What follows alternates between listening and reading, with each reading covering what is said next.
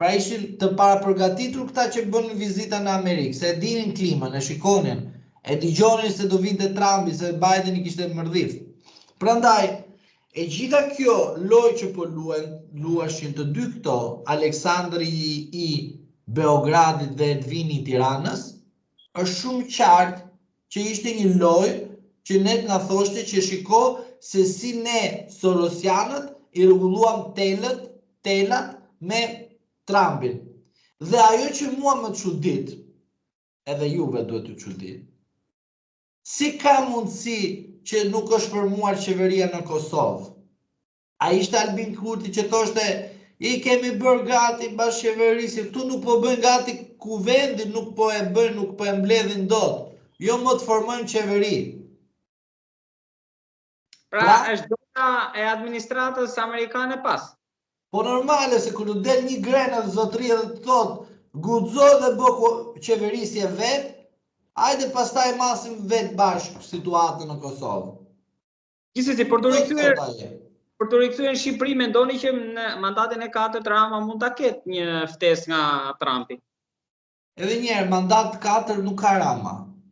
Rama i vetë mandat të 4 nuk merr, edhe një herë po ta them. Rama mandat të 4 merr.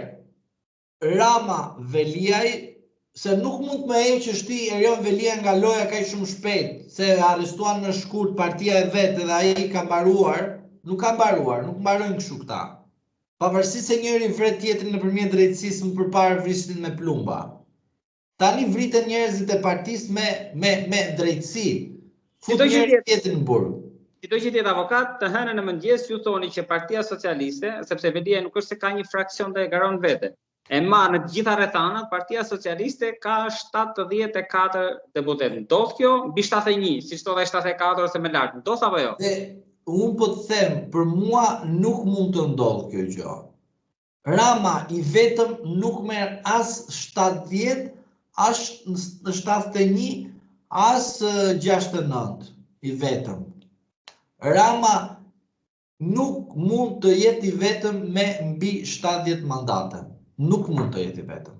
Por me doshin mund ta formojë qeverinë. Nëse do ka në rast se kemi numrat, mund të bëhet një bashkëqeverisje PSD. Këtë po mund të ta them që mund të bëhet.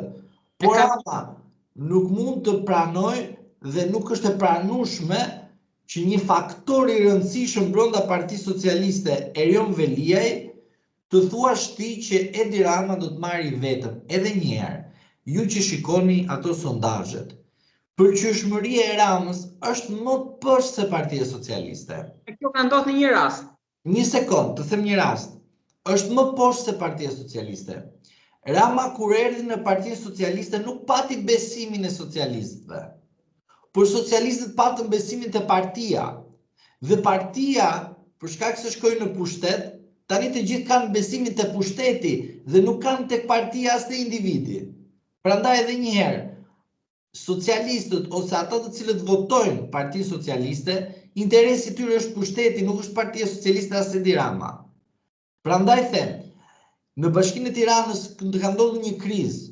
Përderisa pushteti aty është i lëvizshëm, normalisht dhe antarët të cilët punojnë ose punonin për Erion Velin për të mbledhur votat e 2023-shit, votat e 2023-shin Partia Socialiste nuk do t'i gjej kurrë në Tiranë. Të 2023-shit. Votat e 2021-shit kurrë nuk do t'i gjej në Tiranë. Avokat, në gjitha kalkulimet e mundshme që ju mund bëni, sa përqind ka shanse opozita e bashkuar që të jetë në pushtet? Opozita e bashkuar në kushtet që jemi, pa u bashkuar të gjithë partitë e vogla, përfshi Lapaj, Sheaj, edhe ato të cilët do marrin mandat, nuk bëjnë do të formim qeverie pa ndihmën e një partie e SMAJ-tës që në momentalisht ose qendrës SMAJ që është PSD-ja. Nuk besoj se do të jetë Tom Doshi.